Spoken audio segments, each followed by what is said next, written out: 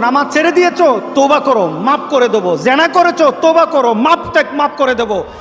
আকাশ সমান গুনাহ করেছো, তওবা করো, মাফ করে দেবো। আল্লাহু আকবার।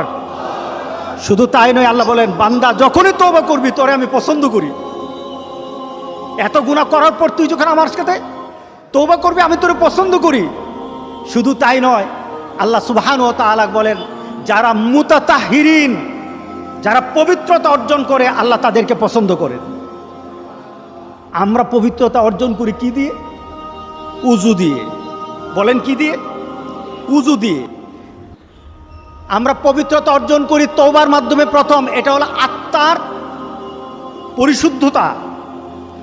আপনার দেহকে পরিশুদ্ধ করতে হবে, আত্মাকে পরিশুদ্ধ করতে হবে। আপনার আত্মাকে পবিত্র বানাবেন। আত্মাকে পবিত্র বানাতে হলে তওবা লাগবে। এটা পানি দিয়ে হবে না, মাটি দিয়ে হবে না। আপনার